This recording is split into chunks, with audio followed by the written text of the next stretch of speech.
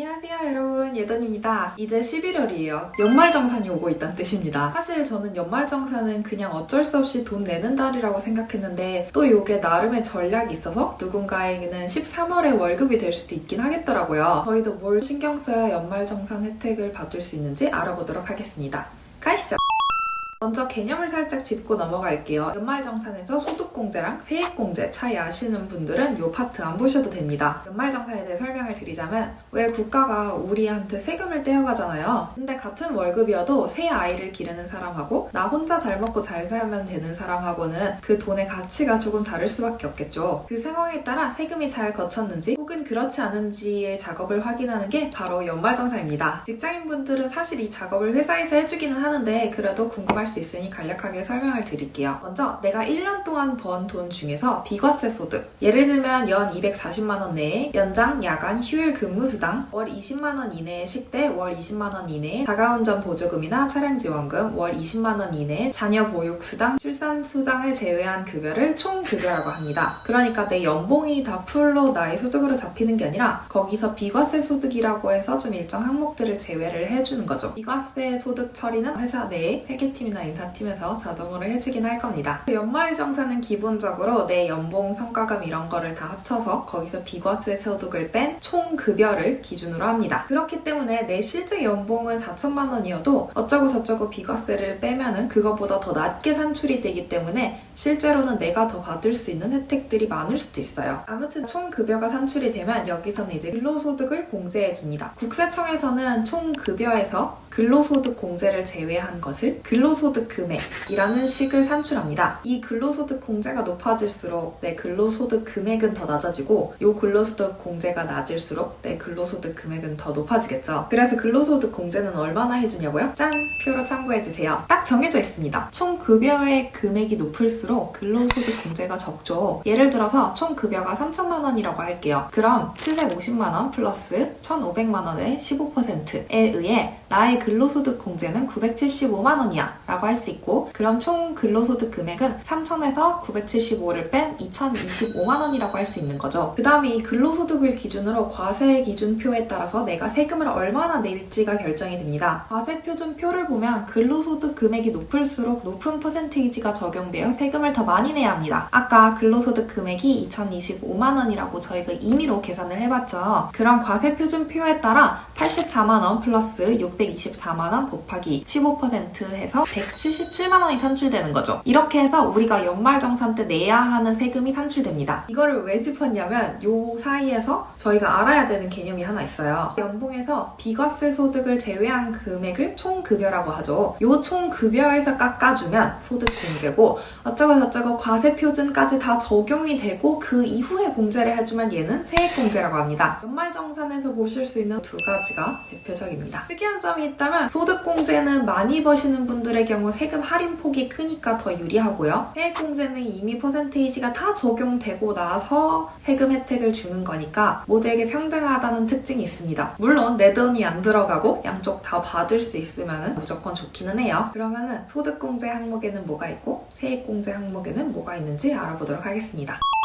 내가 부양하는 가족이 있으면 소득공제 받을 수 있습니다. 그 부양하는 가족에 내 자신도 포함이에요. 내가 나를 부양하다니 정말 내 자신 너무 공제받을 수 있는 가족 여건의 표는 하기와 같습니다. 무조건 조건이 되면 신청하시는 거 추천드려요. 보시고 조건 되면 무조건 신청하시는데 한 부양 가족에 한 명만 신청을 할 수 있어요. 이게 무슨 말이냐면 예를 들어 우리 할머니가 부양가족이 될 것 같은데 요거를 우리 아빠가 신청을 해놨어요. 그러면은 작은 아빠나 다른 친척들은 우리 할머니를 부양가족으로 신청을 못하는 거죠. 보면 부양가족의 경우에는 기본적으로 소득이 많으면 안 돼요. 일하는 근로소득만 있으면 500만 원 이하거나 그 외 모든 소득이 100만 원 이하여야 한다고 되어 있죠. 그런데 가장 많이 묻는 질문이 우리 할머니 연금 1년에 100만 원 넘게 받는데 그러면 우리 할머니는 부양가족이 될 수 없나요? 그래도 부양가족이 되실 수 있습니다. 왜냐하면 연금 자체에는 소득공제표가 또 따로 들어가거든요. 연금이라고 무조건 그걸 다 소득으로 보는 게 아니라 연금 소득공제를 또 따로 해줍니다. 금액은 표와 같고요. 그러니까 만약 1년에 받는 연금이 350만 원이면 소득공제 전액이라 소득금액 0원으로 여전히 부양가족 기준을 충족하고요. 결과적으로는 1년에 받는 연금이 516만 원이면 연소득이 100만 원 이하라 부양가족으로 등록할 수 있습니다. 단 연금의 종류에 따라 따라 그리고 부양가족분이 나이가 굉장히 많으시면 그때만 해도 이제 세법이 제대로 제정이 되어 있지 않기 때문에 각자 다른 규칙을 적용하는 경우도 있더라고요. 그런 세세한 규칙 같은 경우에는 126번으로 전화하시면 친절하게 상담해 주십니다. 아울러 이게 기본 공제로 끝나는 게 아니라 추가 공제도 있는데요. 추가 공제가 되는 조건은 기본 공제가 되신 분에 한하여 이러한 조건을 추가로 충족하면 추가 공제도 받을 수 있습니다. 그러니까 예를 들어 우리 할머니가 만 70세이고 기본 공제 요건인 소득 조건 100만 원 이하를 충족을 해서 기본 공제 150만 원을 받고 플러스 경로우대 100만 원을 추가적으로 더 받을 수 있어서 총 250만 원을 받을 수 있는 거예요. 이런 것도 다 챙기세요. 참고로 부녀자 공제는 세대주랑 연소득 3천만 원 이하, 기본 공제 대상인 부양가족이 있는 등 모든 조건을 충족해야지만 받을 수 있으며 부녀자 공제와 한부모 공제가 둘 다 있으면 더 큰 쪽인 한부모 공제만 적용이 됩니다.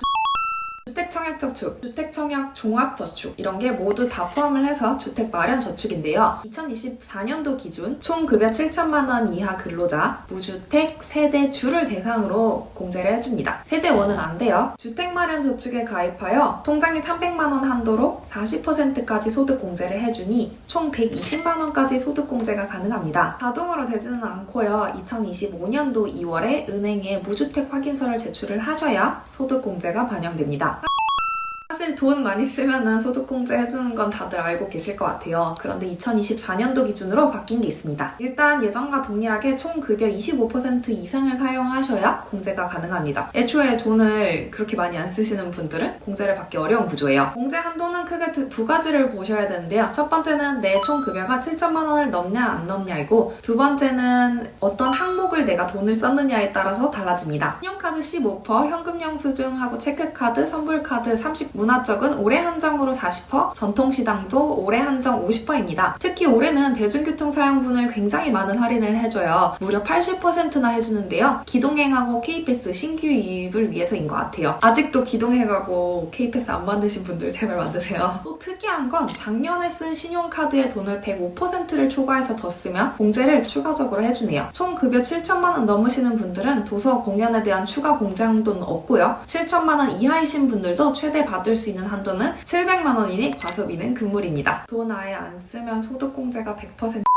초기에 비상장 벤처 기업에 투자하면 소득공제를 받습니다. 창업 후 5년 이내 혹은 벤처 전환 3년 이내의 기업이어야 되고요. 벤처기업 확인 주소는 더보기란에 두겠습니다. 그러면 얼마나 해주냐고요? 표로 같이 보시면 3천만 원까지는 소득공제 100%죠. 그러니까 내가 3천만 원을 투자하면 그 3천만 원까지 나의 소득공제를 해준다는 겁니다. 돈을 돌려준다는 게 아니고요. 소득공제를 해주기 때문에 나의 세율을 조금 더 줄일 수 있다는 장점이 있고요. 여러분, 소득공제의 합은 어쩌고 다 해도 2,500만 원이 최대거든요. 그런데 요 채권 벤처 투자 같은 경우에는 3천만 원이나 해줍니다. 좀 솔깃하긴 하죠. 물론 이것도 무한정 해주지는 않고요. 채권 소득공제는 종합소득금액의 50%까지만 소득공제를 해줍니다. 내가 직장인이고 근로소득이 1억 있고 그 외 다른 소득은 없다면 5천만 원까지만 소득공제를 해준다는 뜻이에요. 소득공제형 채권은 비상장 주식 플랫폼에서 구매를 하실 수 있고요. 3년은 유지를 하셔야 세제 혜택을 받을 수 있습니다. 100% 세액공제라 좀 매력적이긴 하죠. 제가 소개한 어떤 방법보다도 가장 소득공제는 많이 되기는 하지만 어쨌든 벤처기업에 투자하는 거잖아요. 기업의 안정성 측면에서 이제 확인을 했을 때 항상 도산의 위험이 있으니까 조심을 하셔야 합니다. 제가 보기엔 2022년도까지는 괜찮았던 것 같은데 올해 여름부터 조금씩 문제가 터지고 있는 것 같아가지고 이런 것도 이따까지만 알고 계시고 좀 몇 년 지켜보고 그 후에 투자해도 사실 늦지는 않으실 것 같아요. 벤처 투자 채권은 조금 무서울 수도 있잖아요. 그래서 또 다른 형태인 펀드도 가지고 왔습니다. 얘는 청년형 장기 집합 투자 증권 저축인데요. 총 급여 5천만 원 이하면 연 600만 원 한도로 40%, 그러니까 1년에 240만 원 소득공제를 받으실 수 있습니다. 국내 주식 비율중이 40%가 넘어가는 펀드들이 대상이고요. 3년 이상 5년 이하로 펀드 보유하셔야 합니다. 아까 말씀드린 채권 플랫폼들은 상대적으로 영세한 경우가 많았어요. 그런데 이번 같은 경우에는 우리가 흔히 아는 국민이나 미래 에셋 쪽 펀드들도 많이 판매가 되고 있었습니다. 장기주 무주택 저당 차입 금액 및 이자 상환액의 소득공제가 올해 상향되었습니다. 이게 뭔 소리냐고요? 간단히 말해서 우리가 주택을 살 때 돈을 빌려서 사잖아요. 대출받아서 은행에 사는데요. 요거 빌린 돈 갚으면은 그만큼 소득공제를 해준다는 뜻입니다. 대상은 무주택 또는 1주택 근로자가 대상이고요. 공제 한도는 대출받은 기간이나 돈을 빌리는 방식에 따라서 다릅니다. 여기서 고정금리는 내가 대출을 받을 때 연 이율 몇 %로 딱 고정되어 있는 대출을 말하고요. 비거치식은 대출을 받자마자 원금과 이자를 받는 방식을 말해요. 집 사고 15년 이상 고정금리로 매달 돈을 갚는다? 하면 고정금리 비거치식으로 연에 2천만 원 한도로 소득공제를 받을 수 있는 거예요. 단 모든 집이 되는 것은 아니고요. 기준시가가 총 6억 이하인 집들만 가능합니다. 근데 집을 산 시점으로 기준을 하기 때문에 19년도에서 23년도 사이에 집을 사신 분들은 5억 이하인 집들만 가능하고요. 14년도에서 18년도 사이에 구매를 하셨다면 4억, 13년도 이전에 구매를 하셨다면 국민주택 규모이면서도 3억 이하인 주택들이 가능합니다. 근데 제가 집 살 때 보니까 6.5억 이렇게 샀던 것 같은데 그러면은 이거 못 받나요? 아닙니다. 왜냐하면은 저희가 실거래가 그러니까 시세하고 기준시가 가격은 조금 달라요. 일반적으로는 기준시가 가격이 더 낮습니다. 기준시가는 구부지나 주택의 가격을 짠하고 공시를 해놓은 건데요. 요거 확인할 수 있는 웹사이트는 더보기 링크란에 두겠습니다. 하나 더, 중소기업에 다니시는 분들은 만 19세에서 만 34세 사이의 청년은 5년, 그렇지 않으면 3년 동안 소득세 감면을 받습니다. 같이 얘기하는 이유는 이것도 연말정산에서 절대 빼놓을 수 없는 큰 비중을 차지하기 때문에 해당되시는 분들은 꼭 신청하시기 바랄게요. 그럼 이제 많이 오는 질문이 저 만 34세인데 그러면은 앞으로 1년 정도만 받고 그 다음에 못 받나요? 아닙니다. 이게 신청한 날짜를 기준으로 하는 거라서 어쨌든 만 34세 이전에만 신청을 하면은 5년까지 세액공제를 받을 수 있습니다. 중간에 다른 중소기업으로 이직하셔도 세제 혜택은 동일하게 받을 수 있고요. 혹시 인수합병이나 아니면 회사가 급하게 크는 경우에는 또 다른 법령이 적용이 됩니다. 그런데 중견기업이나 대기업으로 이직을 하시면 그때는 혜택을 받으실 수는 없습니다. 회사에 손해가는 거 하나도 없고 사실 근로자만 좋은 거라서 회사에도 안 해줄 이유도 없거든요. 요거 혹시 회사에서 모르고 있으면 꼭 알려주세요. 대략적인 소득공제는 끝이 났어요. 투자 종류들 같은 경우에는 본인 이제 성향이나 투자 성향이 잘 맞지 않으실 수도 있으니까 한번 생각을 해보시고요. 나머지 내 돈 안 들어가는 그냥 부양가족이나 이런 거는 꼭 받을 수 있으면 다 받는 게 좋으니까 잘 챙기시길 바랍니다. 숫자가 많이 나와서 좀 어렵죠. 제가 정리를 좀 해보려고 했는데 이해가 잘 되셨을지 모르겠습니다. 궁금한 점 있으면 댓글 남겨주시고요. 이번에는 저희가 전반적으로 소득공제에 대해서 봤잖아요. 다음에는 세액공제 관련해서 들고 오도록 하겠습니다. 끝까지 봐주셔서 감사합니다. 안녕!